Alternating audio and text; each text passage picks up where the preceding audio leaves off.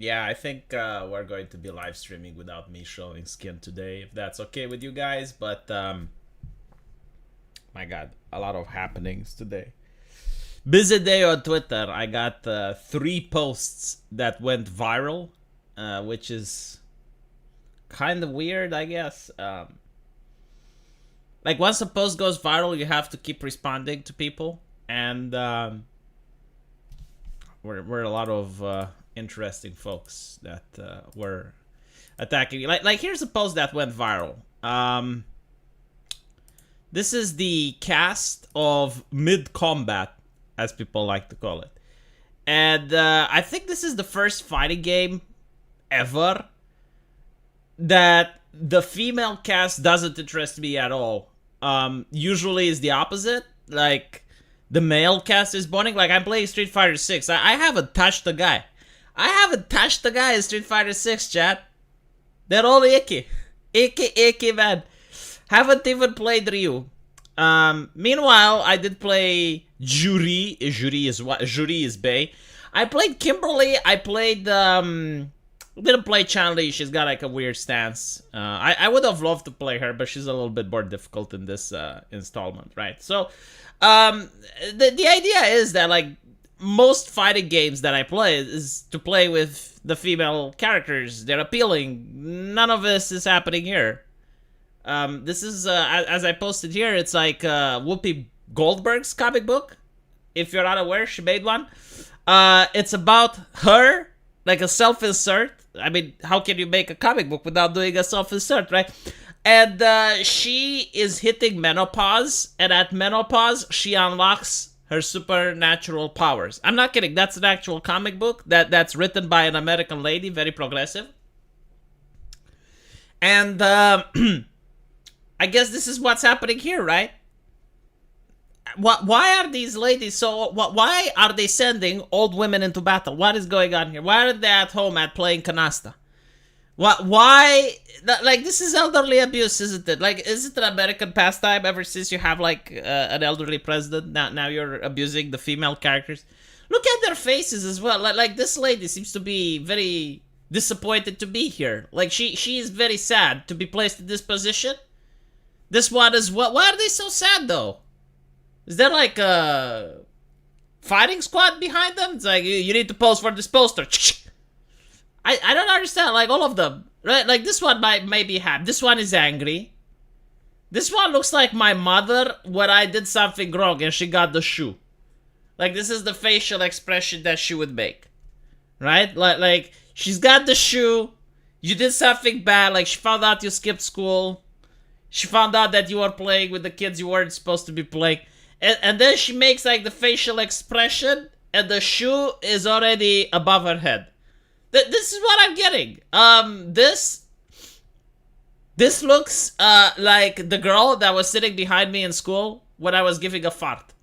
Right? So like I ate an egg or something that morning and I was like and this is the face that the lady from the bench behind me would make. I don't even know what this is. This is, I think, like a fat lady that poses. Right? Like, you will notice this if you go on Facebook. Like, ladies who are self-conscientious. And, like, many of them can actually look good. But, like, they believe themselves that they're fat, even though they're not. They will pose like this. They will pose like this. So, it's like the side pose. And the communist look. I call it the communist look because it's like, if you look at communist statues, they build them like this so that it implies that she is looking towards the horizon. And she's looking to the future. I don't know if we're past the famine or if the famine is coming yet, but yeah. Let me see what you guys are saying, because I don't have my chat. They all look squinty. What does that mean, squinty? What do you mean they look squinty? They look... Dude, like, they look... middle age. Right? Like they keep talking about realism. And then you show me a fighter where all the characters are middle-aged. But not only that, right? Like this is supposed to take place in the past again. Like this is Mortal Kombat 1, right? So they don't really have the excuse, because like the last time they brought Sonya Blade and she was old. The excuse was like, oh well, you know, like she's old because like the timeline and blah blah blah. They're all supposed to be young here. This is actually bad comparison. This is actually bad compared to that Lara Croft. And that Lara Croft was bad as well. Like, here's the thing. A lot of people are hyper-focused on the fact that it was Lara Croft. It's everywhere. It's everywhere. It's not like just Lara Croft. You know, like, if it was just Lara Croft, you'd have a point. But, like, as a person who, like, maybe I'm hyper-focused a little bit because I'm making my own video game and I'm talking with a lot of artists, and part of my job is to get a character design.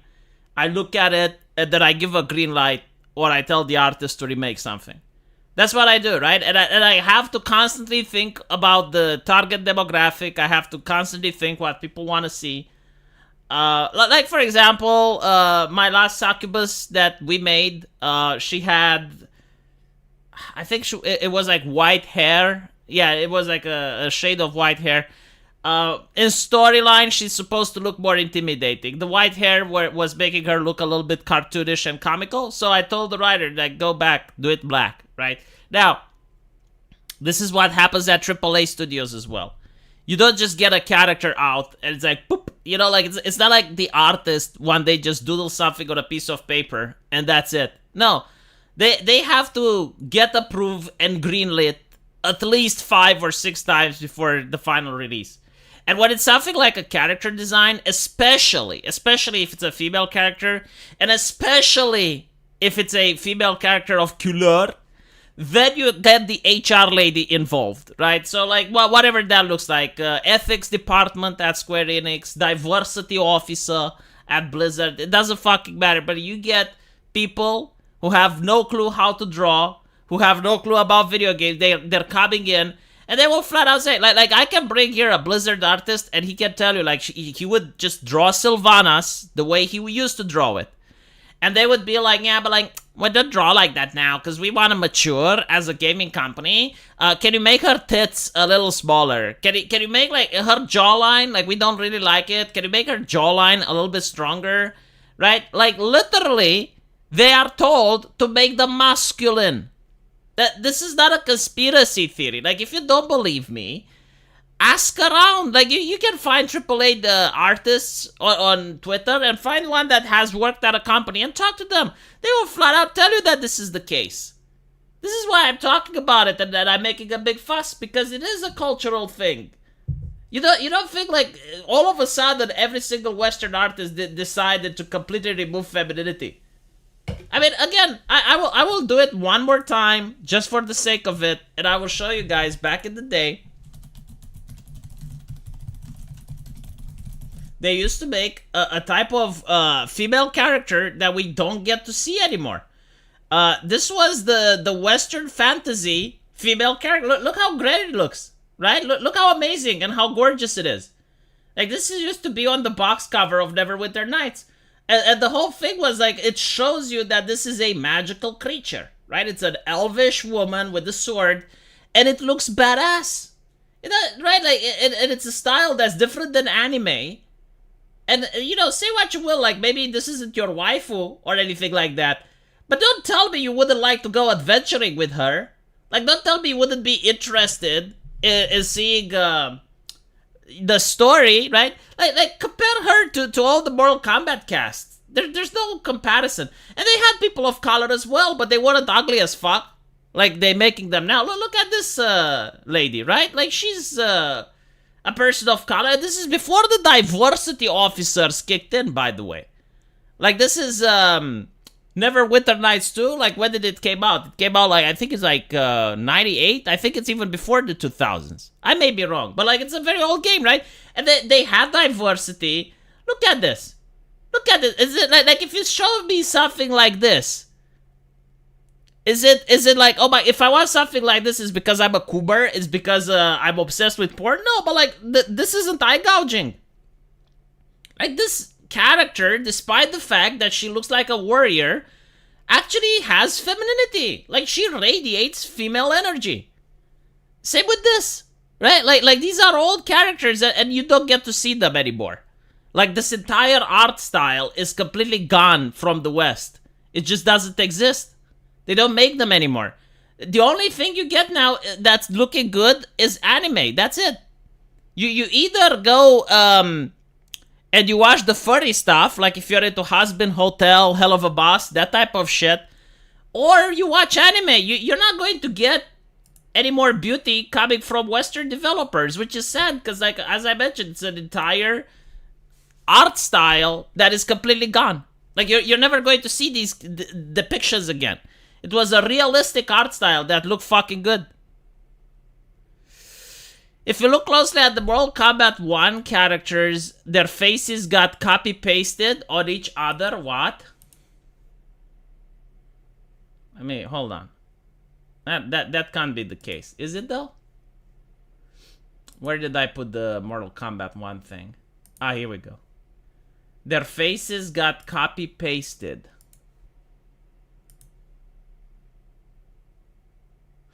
I gotta say, like, this face right here looks unnatural to me. I don't know what they did, like Photoshop or something. Is just, like, weird. This one as well. This one is fine. This one's also fine. Fine. Yeah, like these two faces are just, like, something's off. I don't know what.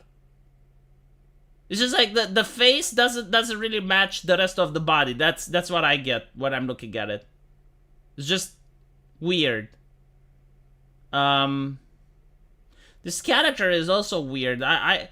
The poster itself isn't that great either. Like, even if you don't really have what to work with, because the characters are just awful, I still think, like, you should do a better job at doing the poster. Like this gray stuff. Well, why don't you put, like, a background?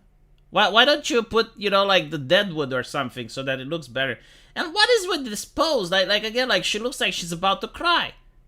This is supposed to be a promotional poster. I'm supposed to be invested in it. But, like, if you're going to show me sad women, I don't feel like, and again, like, this one reminds me of my mom. Like, I think she's going to hit me with the shoe any second. Going to slap me with the shoe on my ass. Yeah, I don't want to bore you guys, because I know, like, some of you aren't here because of this, but it's just like, it's one of the games that I grew up with, and I really enjoyed it. So seeing what it's becoming, it's heartbreaking. Listening to Dev talk about corruption and are saying that all Americans will roll over and turn their guns was bursting a blood vessel. Okay, so every single institution that is large enough is going to get corrupted over time. Unless you have a system to restructure the institution, it's just going to happen. Like, it doesn't matter, like, Dev is like, oh yeah, but, like, Russians are different than America. No, they're human beings. Every institution will have people that follow their own interests and have their own agenda. Like, it's impossible not to. As for Arch saying that Americans will give their guns, okay, so I don't think, like, people will turn in and give their guns, but I will tell you this, after seeing how many bullshit people put up with during the pandemic, I don't think, like, people have what it takes to rise up against tyranny, because you're not going to have, like, the Americans versus the government. You're going to have the Americans versus, like, other Americans that side with the government, right? So, like, you're basically going to have, like, people that agree that it's a good thing to turn in your weapon. However, like, I don't think it's realistically feasible for the American government to just take away the weapons from people. What is going to happen is that they're just going to ban the weapon sale on the market. So you already have that. I think, like, for example, AK-47 and I think, like, some other full automatic weapons, they just don't sell anymore. So if you want to buy them, they're incredibly expensive and you need a license. But they're like incredibly expensive to buy. So that would happen if the government decided to just ban the sale of guns, right? And they would have, like, some buyback programs and whatnot. Like, eventually, over a couple of generations, if not even sooner, you're going to have guns becoming very rare in the United States. And you can have a gun, but if they don't sell ammunition, right? Like, what do you do? Well, the answer is like you're going to make your own. Sure, you can make your own ammunition, but like, okay, so first of all, they may make the substance required to make bullets difficult to get, or if you purchase some in large amount, you raise a flag or something like that. Um, Secondly, even if, like, a lot of people say they can make their own bullets, but from what I noticed, the quality can be really bad. So I mean, it happened. For example, here in Europe, like there was a terrorist that tried to make a homemade bomb and didn't explode and shit like that, right? So it's not like what you think, right? So there are ways for the government to achieve the goal if they want to. The reason it's not being done is because the gun debate is over in the United States. Like during the riots, the previous riots, the left purchased weapons. Like there were left-leaning people that were shocked about how difficult it is to get a gun. So I don't think like the left wants to give their guns away either, right? Like during the riots in the United States, you would go on every channel, you would flip channel after channel, and you'd get like at least 100 reasons on why you need to get a gun. So yeah, I mean, I generally like, especially with the rising crime and the demoralizing of the cops and all of that. Yeah, like more and more Americans are buying guns. There's no way you can convince them. So, you know, like, you will not be able to pass legislation to ban guns in the United States. You may actually get it in a couple of like extreme blue states, but even then, it's difficult.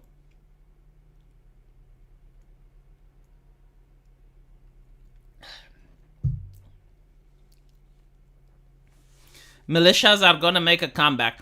Well, this is how the mafia actually got started. So, in Sicily, they had huge unrest. They also had problems with corruption in the police force.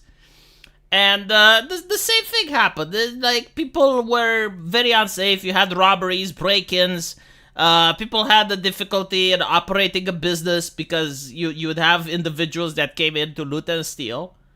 And then you have like Casa Nostra, like our house, or the family, right? So like you have a couple of individuals which got together and offered, like, initially they legitimately offered protection money, and it was like, I mean, it was an illegitimate business, but like initially they wouldn't come to your place and say, "Oh, nice place you have here. It would be a shame if something happened to it." No, like they would legitimately go to your place, and you had like a huge crime wave and people breaking in every week. And they'll be like, "Hey, you know, like, you can give us money and we will protect you." And they did. Like, they genuinely protected you, right? Like, that's the beginning of the mafia. It started as a business because police wasn't there to protect people. So when you say, like, militias would happen again, yeah, I mean, I don't know, like, gangs in the United States, if they have the same history. I think, like, in the US is different because, like, they imported a lot of gangs from Europe. So it wasn't like that, right? But here in Europe, that's how the gangs formed. It was basically, like, taking advantage over the fact that there was a high crime rate and there wasn't anyone to police it. Ammunition, no problem. There is enough around, trust me. Well, if you say so. See crime in California. Dude, like I am looking at California and I see the fact that there are people which leave their cars open. Like, they leave the truck open, they leave the doors open, they leave everything open because, like, they don't want people to break into their cars. That is mind-blowing. You know, like, a lot of people say that Romania has a lot of crime, that we have a lot of thievery and pickpockets and I sure, but I have never, like, even during the worst times imaginable, people would never even think about leaving their cars open.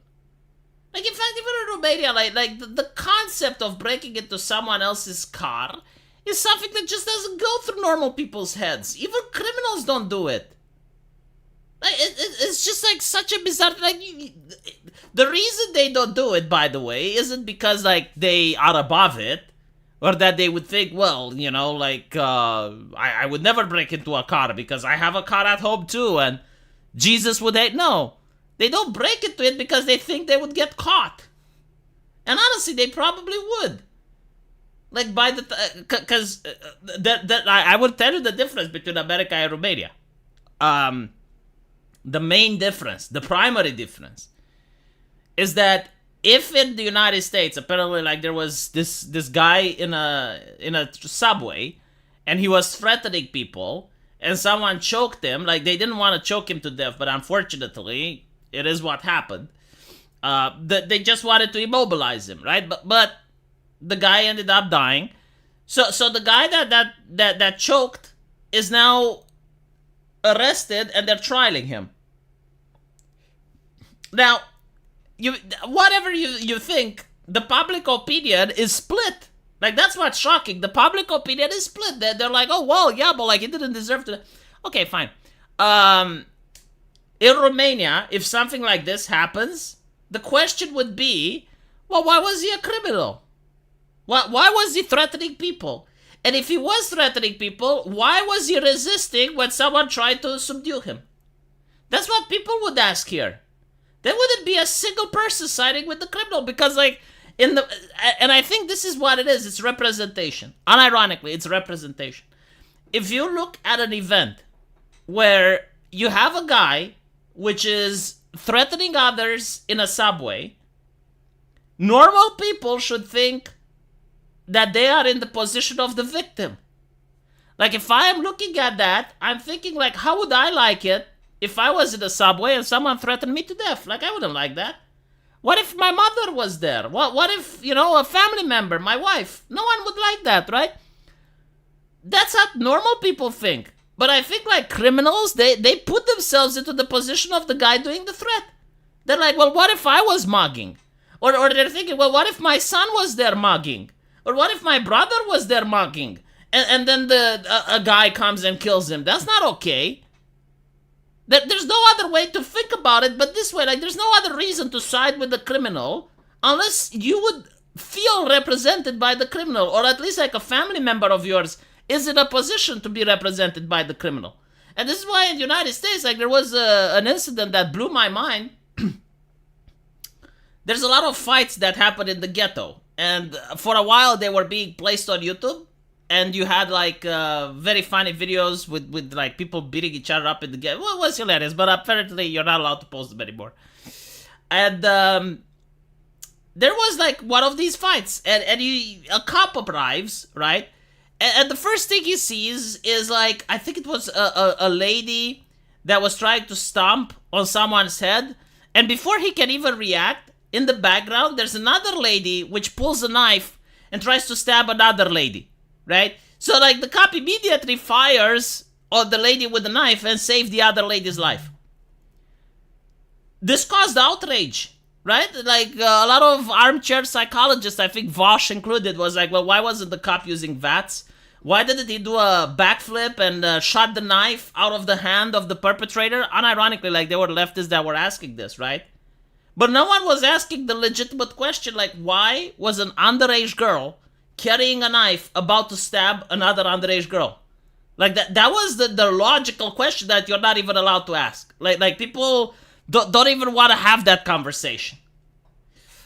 So the thing is, like, when you're watching this and you're from your house, most people, law-abiding citizens, would ask, like, how would I like it if my daughter was in the position of getting stabbed? Or if I was in the position of getting stabbed? Well, that cop is a hero. That cop saved someone's life. That's how you're supposed to think about it.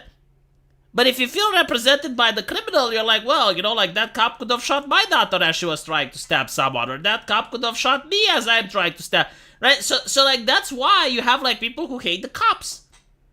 Because normally, you're supposed to position yourself in the shoes of the law-abiding citizen. Miguel Lord did a really good video named Feminine Body Types, The Elimination of the Male Gaze. All people in the chat give it a look. I'll probably look at it, yes. The Rittenhouse trial. Oh, the Rittenhouse trial is also very interesting. Right. So the Rittenhouse trial, 3 people were attacking. One of them had a weapon. All of them were convicted for various sex offenses. Like, what are the odds? What are the odds that in a crowd of people, Rittenhouse ends up shooting 3 of them, all of them have criminal records? But anyway, right, so from the law-abiding perspective, you're supposed to ask, like, if I go in an area in order to put out fires, how would I like it if someone hit me in the back of the head with a skateboard? Right? Like that's what normal people should ask.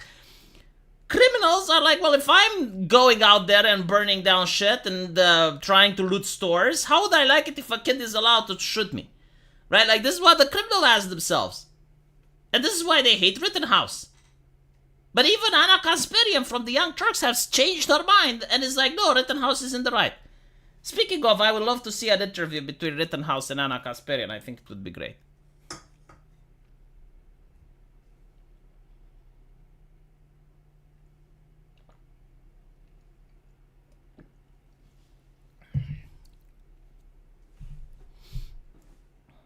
It is what it is, you know. It's the culture, like that's what it is.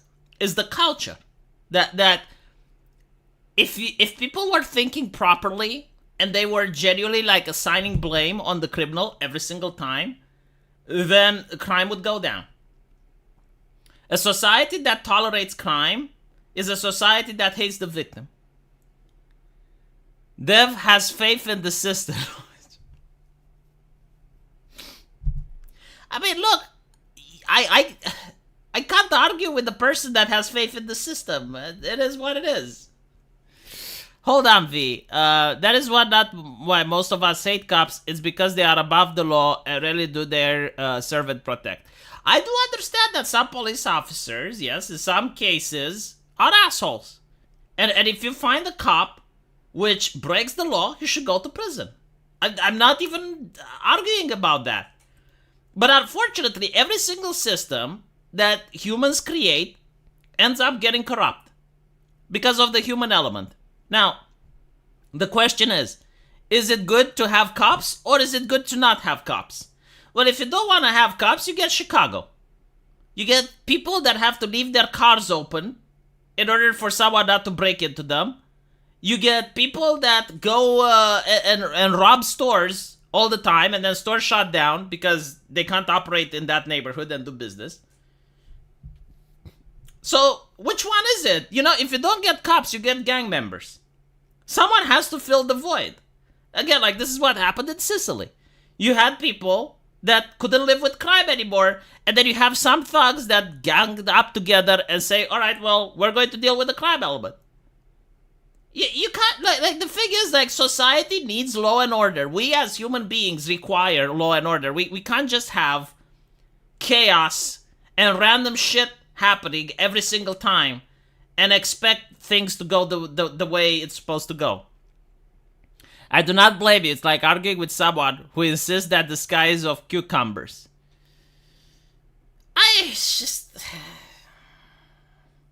I think Dev is very idealistic. I think like he never experienced what corruption is. I think he doesn't understand it. I think like he just believes that like the Russians, they're bored with corruption and they can't just do anything about it because it's like their culture. But like that, what I was trying to explain to him, that there was a point when Russia wasn't corrupt. Like that societies change. It's kind of like if you look at Iran in the 60s versus Iran today. You know, like societies can go both ways.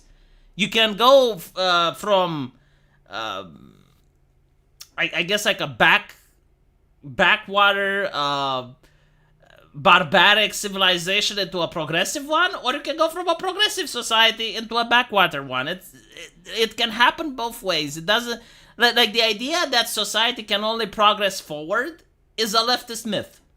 That's not correct. Societies can progress, can regress, can stagnate.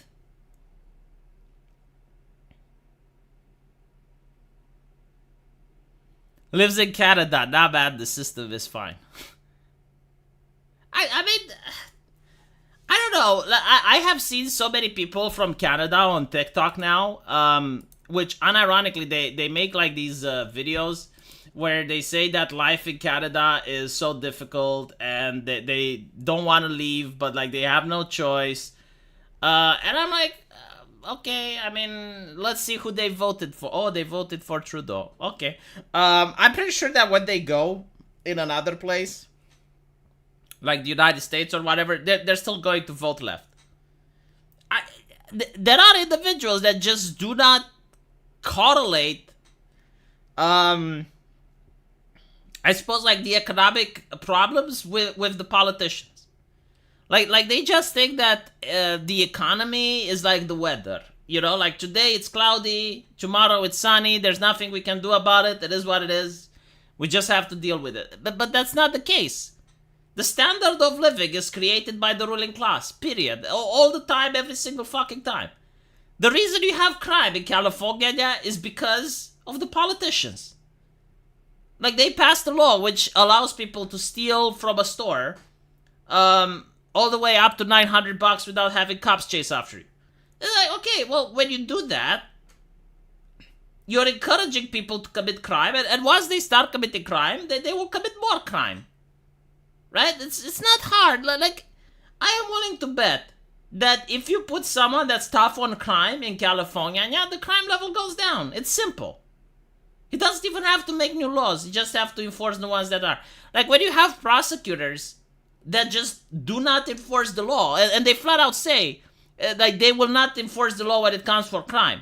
Like if you do political crimes, you know, like you, there was a case of a homeless man that I think like burned wiped his ass with an LGBT flag or some shit.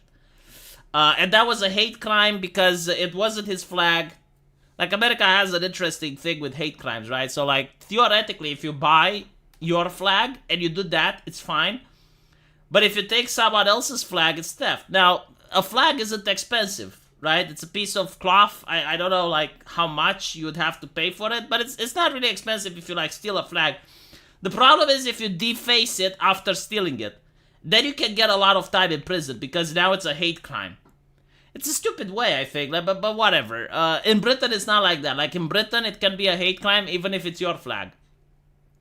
So like if you take an LGBT flag in Britain and you wipe your ass with it or something like that, and you put it on social media, it can, if it's grossly offensive, it is a hate crime.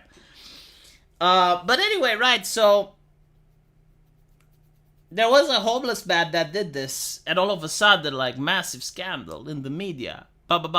Immediately, the prosecutors prosecute that, right? But there was a case that a friend of mine showed me. He had a couple of homeless people that set up tents in his garden. Now, he didn't like that because those individuals were playing loud music during the night. And this is on top of the fact that, like, again, you have people on your property. Like, what the fuck, right? So, he asks the police to kick them out. And the police say they don't have the authority to kick them out. And then the guy says, all right, well, then I'll throw their stuff away. And the police told him, no, you can't throw their stuff away because that's a crime. We will arrest you. I mean, this is upside down world. This is ridiculous. Like, what is the purpose of the state if it doesn't defend your own property? I'm pretty sure if you go and you park on Nancy Pelosi's house, they will have something to do. If you go to Martha's Vineyard, they will kick you out immediately. Because they probably have common sense legislation there. They did arrest the homeless guy. Yes, they did. Hate crimes are idiotic bullshit. Yeah, I don't get it. I don't know if we have. We probably do have it in Romania now because it's. But like a punch is a punch, you know. So if someone punches me because they hate me because they hate my dad. Let's put it this way: like someone literally hates my dad, and I get in a fight with them, and they punch me. Right? That's not a hate crime. But if someone punches me because I'm white, then that's a hate crime. Like, how the fuck does that even make sense? I don't know. It's just weird. Crime is justice, words are violence, equality is power. Unironically, yes. Like, crime is justice. I need to... They do believe that, though. Like, they do justify it. In Defense of Looting was a best-selling book on Amazon. Right? Like, they didn't cancel that book, even though it was, like, justifying criminal activity. Like, that was fine.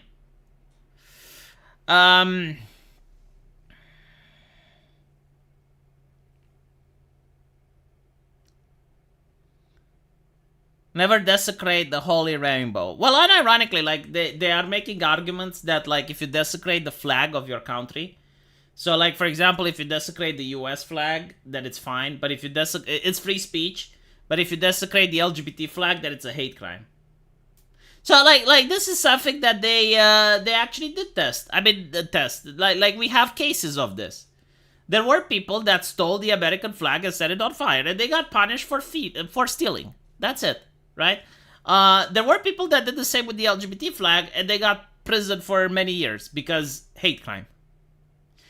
It really does come to the fact that the corpo flag, I don't like calling it the rainbow flag, because they don't even use the rainbow flag anymore.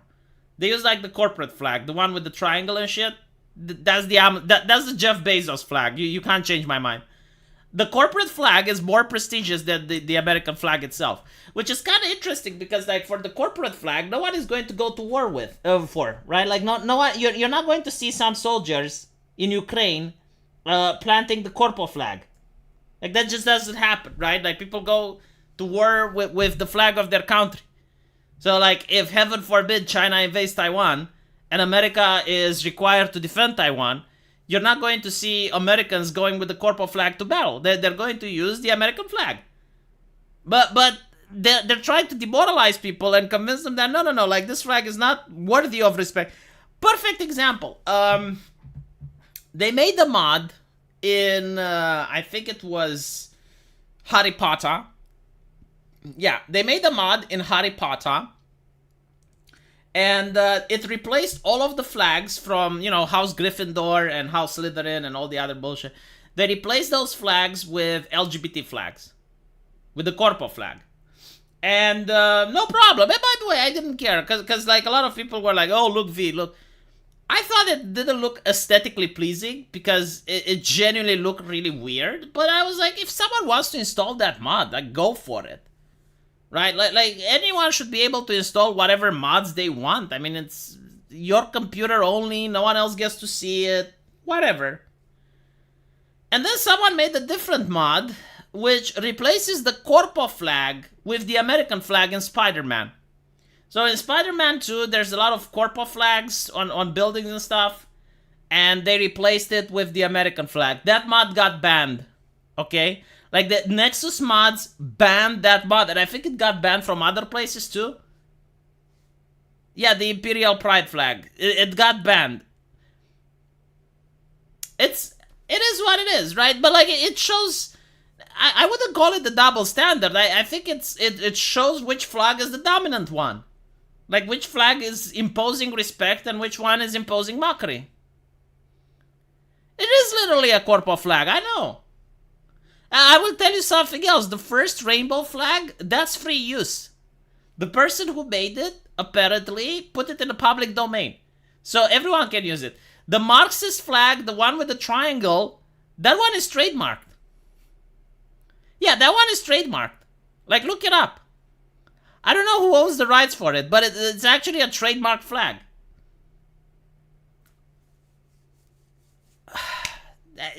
It's laughable, isn't it? It is the corpo flag.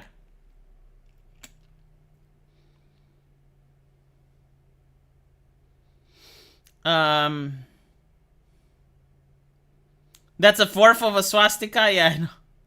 It is trademark. Look it up. I'm not... It's annoying when I keep having to remind people that I'm not making it up. I think it's my catchphrase. Because when I say things, they're so bizarre that people are like, dude, that's not true. No, it is. And then people look it up and it's like, holy shit, V, you are right. Let me show you something else. This is probably going to be my video for tomorrow, but like, holy shit.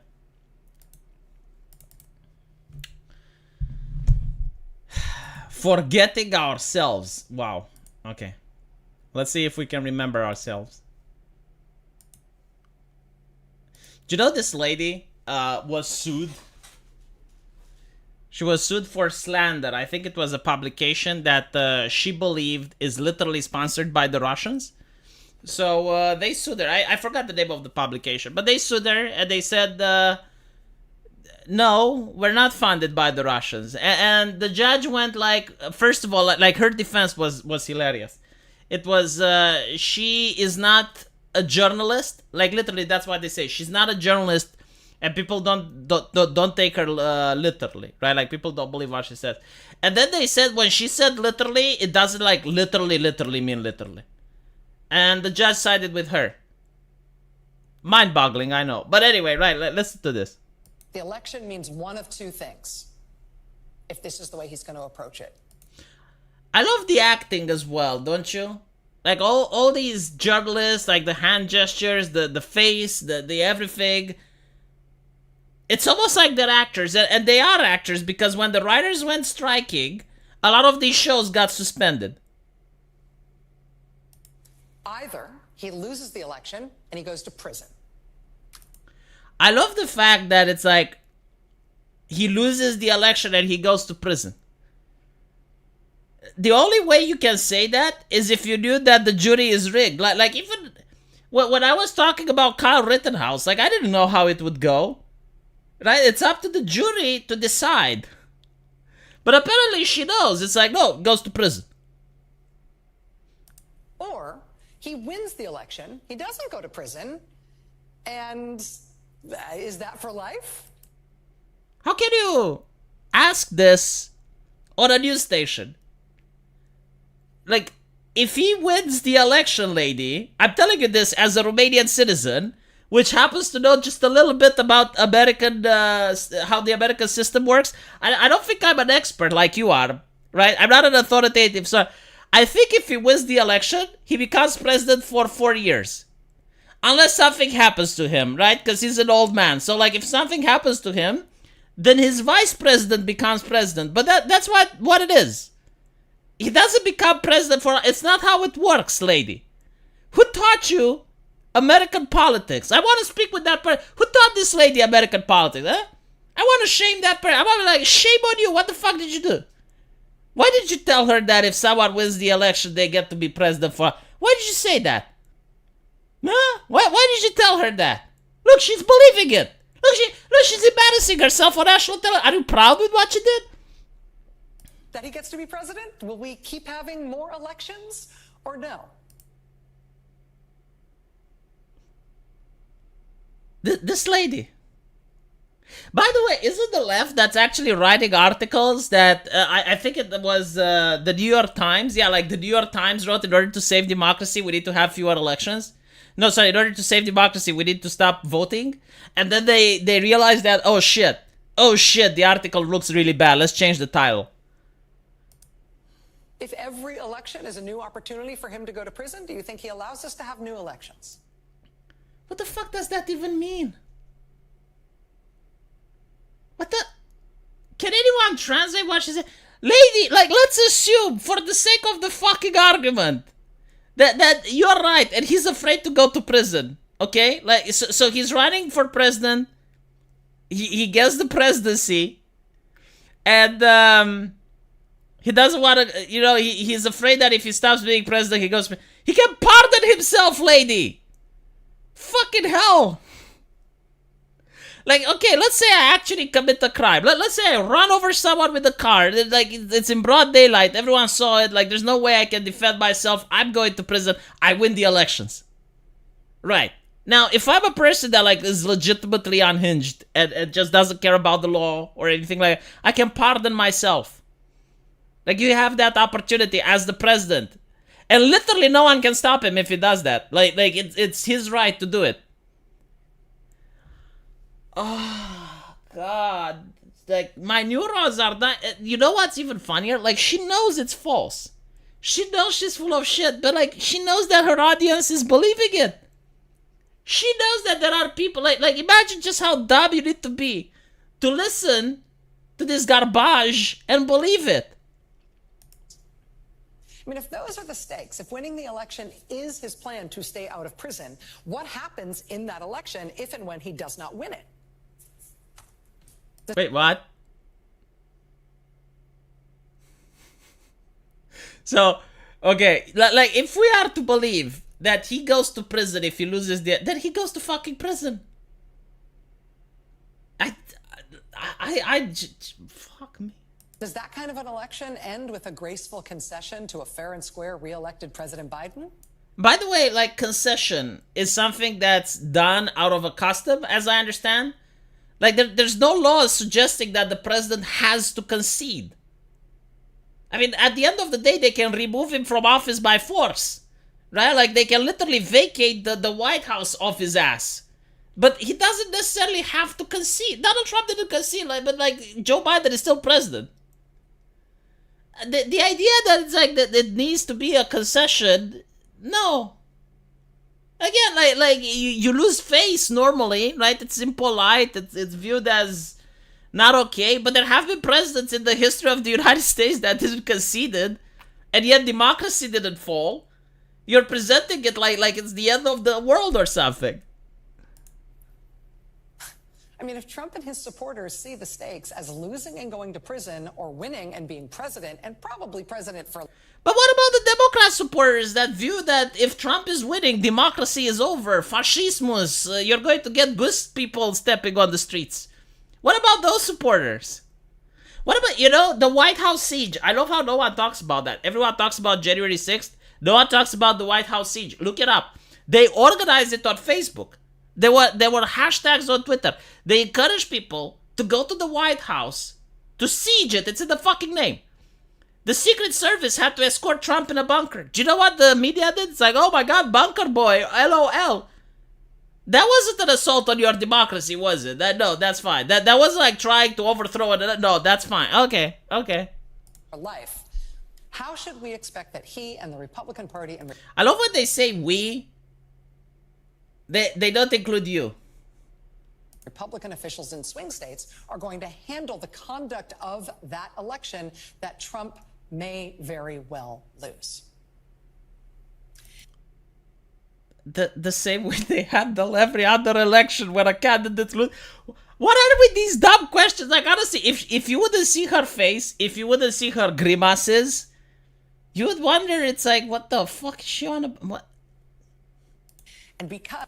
But she's adding drama, isn't she? Like it's almost like she's about to cry. Because we are prone to forget.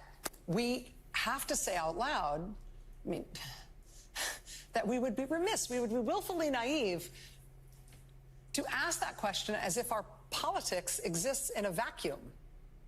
What the fuck does that even mean? Somewhere outside the rest of our news. As if... What the fuck are you talking about, lady? Everything is political now. If I want to play League of Legends, I'm reminded about the Democrats. Like, at some point, they will remind you about some politics. It's like everything is... Look, the new James Bond book talks about Viktor Orban and shit. What world are you living in? Like, it's not the 90s anymore where you can enjoy a movie without being reminded about social justice. If the politics pages are totally different than the crime pages, right? As if we... Oh, don't start with the crime pages. Please don't start. Like, it would be nice if people talked about crime the same way they talk about politics. At least half as much. Maybe you'd solve the crime issue. We are not in a moment where far-right politics is coincident with far-right violence, with regular shows of force from paramilitary extreme right groups. Man, if you listen to this, you would think it's like Venezuela or something. Show of force by far-right paramilitary. What? The only show of force is when you see on Twitter some guy getting carjacked or some guy having his house broken into, or it's not organized. Like, the current show of force in the United States is criminal activity that doesn't seem to be organized. It seems to be a free-for-all, with the cops not showing up. That's what America looks like right now, if you actually go on social media where they're telling you not to go. And you're looking at videos that are made by random Americans on the street, just filming random stuff. Good afternoon, Corpodroids. Times to eat the books and watch the V. Why, thank you. My honey won a blue ribbon at the state fair. That is so sweet, Brie.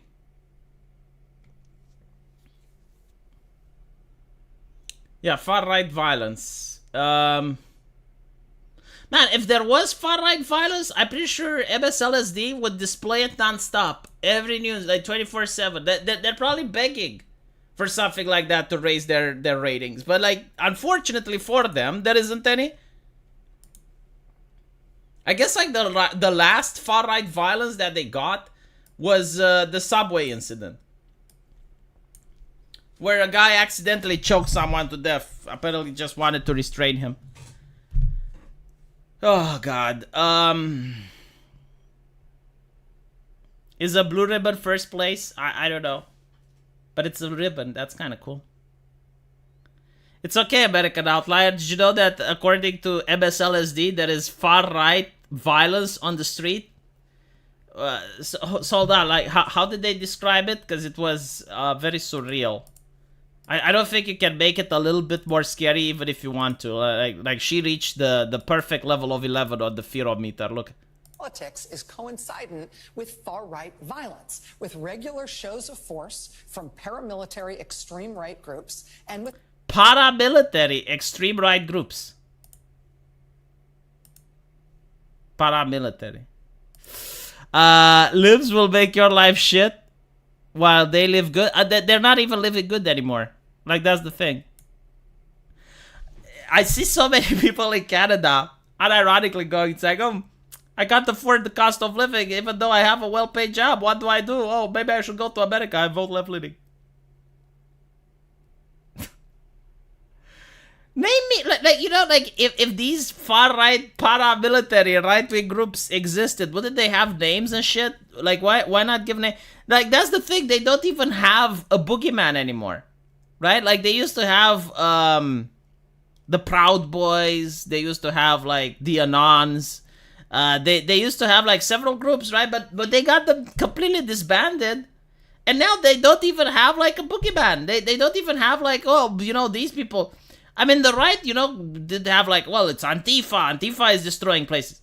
Like they used to have like boogeyman, but the left doesn't have it. They banned everything from everywhere. If crime was talked about like politics, they kind of do. They act as if Biden done nothing wrong, but Trump eating a steak with ketchup is a crime. It's not even that type of crime that I'm talking about. I mean, sure, you have corruption, but I'm talking about like average crime. Like the fact that people need to leave their cars open in order for someone not to break in, that is shocking, even for me as a Romanian. Like, I should have more crime in my country than you guys, but no. Right? Like, that's something that's scary. The fact that people are breaking into a store, like that. CNN made a segment where they showed the guy which went into a store to rob, right? And they went to a store, and while they're filming, another guy comes in to rob. And then another, like, they caught 3 robberies while they were filming in a store for, I assume, like 1 hour. It's insane, right? Like, this level of crime is unprecedented. Like, even in Europe, you don't get to see this shit. That's the type of crime that they should talk about. You start from the bottom. I'm talking about the Maddow type libs. Oh, the Maddow type libs will always live good. Like, if things go bad in their area, they just move out. To be honest, Anna Kasperian is like one of the libs that actually did get affected by her policies, and she did start to realize that, oh, well, actually, you know, like, I have to install a gas stove. Oh, it's actually expensive.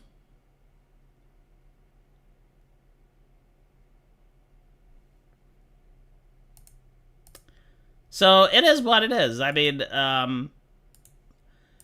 I guess there are some libs that do. Okay, hold on. I got YouTube's new community guideline system. Holy shit. When is this? 5 hours ago. All right.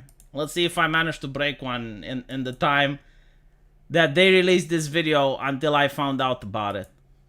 And that getting a YouTube community guideline strike can be disappointing and worrying for creators. Yeah, you think?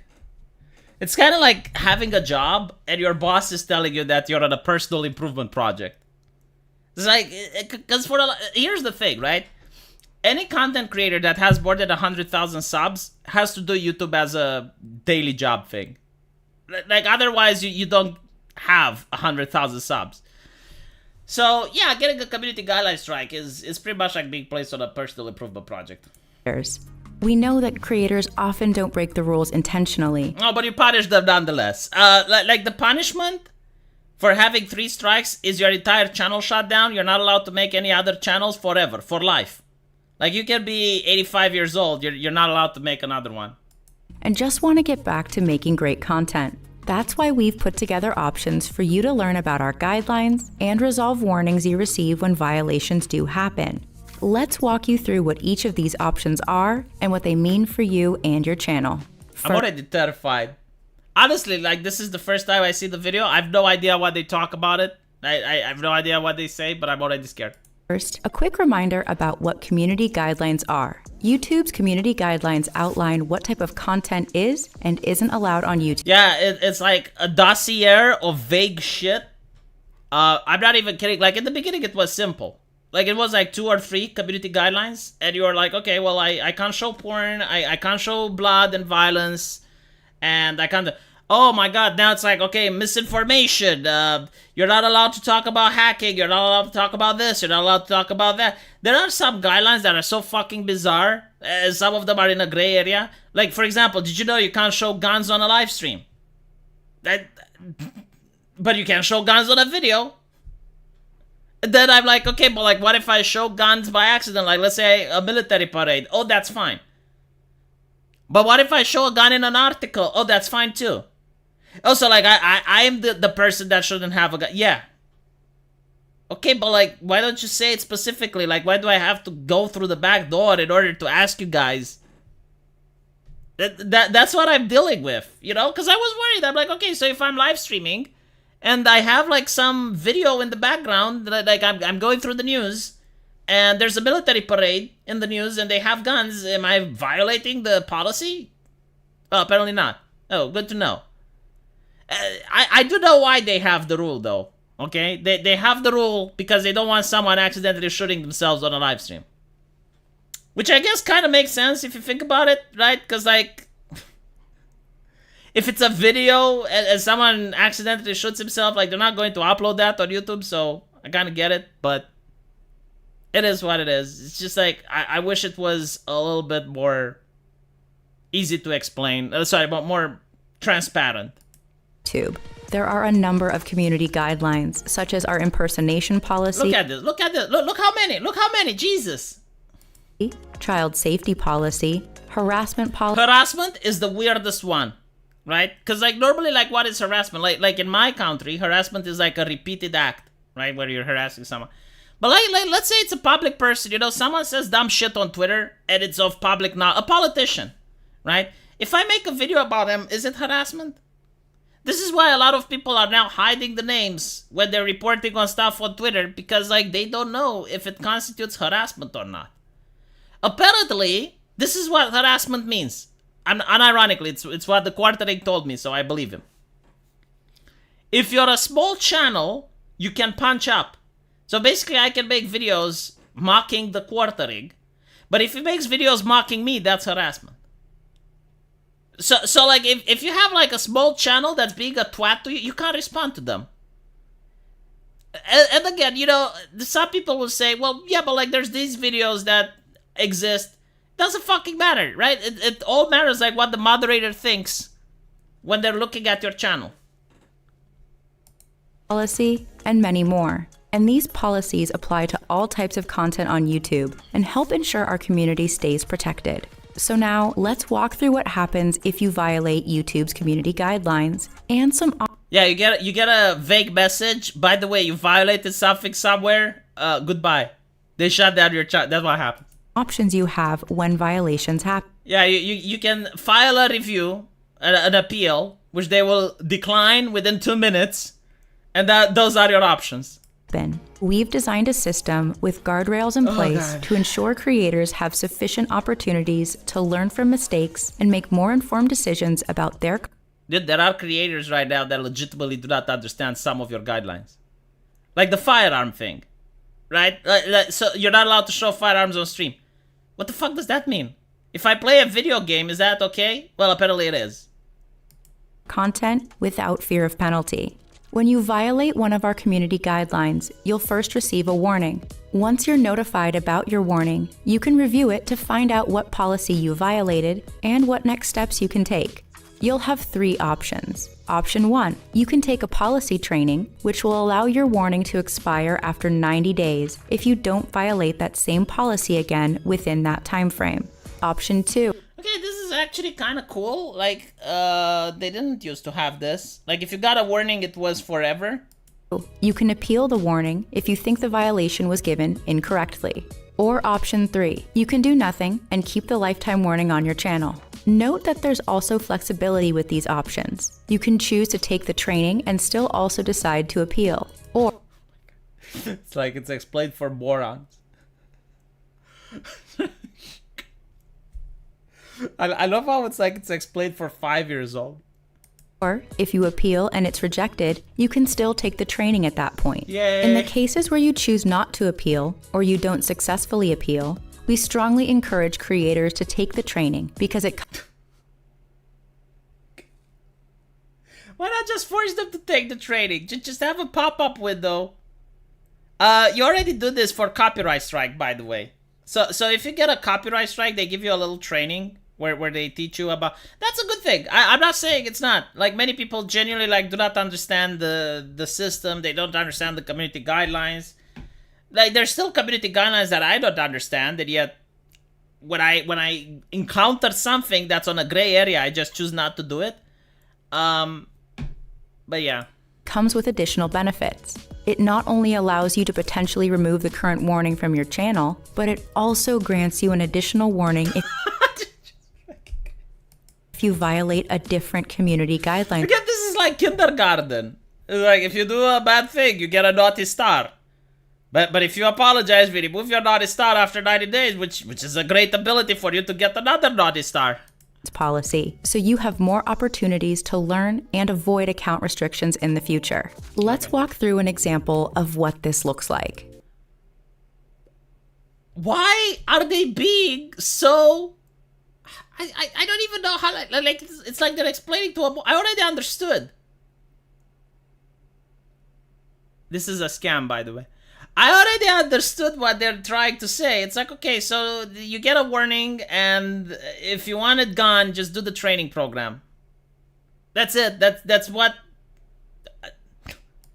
Let's say you violate one of our community guidelines for the first time. You'll receive a warning, and you'll be presented with the 3 options. If you complete the training and don't receive any community guidelines violations for any policies within 90 days, your warning will expire and you'll be back to good. Yeah, but you know what the problem is with the system, which they don't address? Is when they decide you did a severe violation and they don't tell you what it is and they shut down your channel. No warning, no nothing. That's the actual issue that I would like them to fix. Everything else is like, yeah, it's nice if you do it. But like that was like the primary concern that most people have. And then it's tough when you get a violation for a video that you uploaded 15 years ago. For TOS that didn't exist back then. That's another problem. Like, I'm sorry I didn't predict 10 years ago that you're going to have new TOS in the future, which presents against harmful misinformation, and 10 years ago I misinformed. You know, like that type of shit. Standing. If you complete the training and you do receive a community guideline violation for a different policy within 90 days, you'll receive another warning and you'll have the chance to take a new training specifically for that policy. If you choose to not take the training and do nothing, any additional violation for any policy will result in a community guideline strike. Note that after your warning, if you do violate the same policy again within 90 days, you will receive a community guidelines. This is interesting. Okay, so basically, if I violate for nudity, I talk about my hentai game. I violated for nudity, right? So I get a warning, and then I do hate speech. I get another warning. And then I spread election misinformation. I get another warning. So as long as you like violate different things, you keep getting warnings. It's like if you violate the same thing twice, it becomes a problem. I see. Strike, even if you completed the training.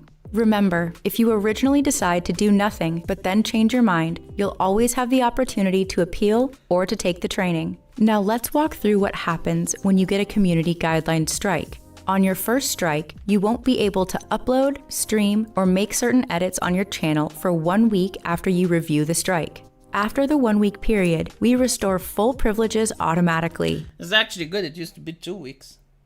That was really bad. Like for 2. And by the way, they don't mention here, and this is a problem with people not knowing. If you get like this thing on one channel, and let's say you have 3 channels like I do. I have like a live stream channel, I got the lack of entertainment channel, and I have my main channel. If I get one of these, I'm not supposed to stream on any channel. If I stream on a channel, I can get my entire accounts terminated. Many people don't know this, and they got in trouble for it. But the strike remains on your channel for 90 days. If you get a second strike within the same 90-day period as your first strike, you will not be allowed to post content for 2 weeks. If there are no further issues after the 2-week period, we restore full privileges automatically. Each strike will not expire until 90 days from the time it was issued. 3 strikes in the same 90-day period results in your channel being permanently removed from YouTube. We understand mistakes happen, and many creators don't violate our policies. I love the fact that they don't mention that this is forever. It's like a contract etched in blood. You're never allowed to make another channel. You're never allowed to... sorry, you're not even allowed to use other channels you have made intentionally. So we hope this system gives creators the chance to learn more about our community guidelines, to help prevent violations moving forward, and to keep our YouTube community safe. To learn... I want to live in a dangerous community. Yeah. No, this is good. I mean, I get what they're doing. It's for the creators. Like this is going to make it more easy to not have your channel terminated. I like it. It's fine, but like there are other... See, like if this was the system, it would be great, but rarely is it applied. Like I have seen so many fucking times entire channels deleted out of the blue, and they can't even appeal, so they have to go on Twitter and contact Team YouTube.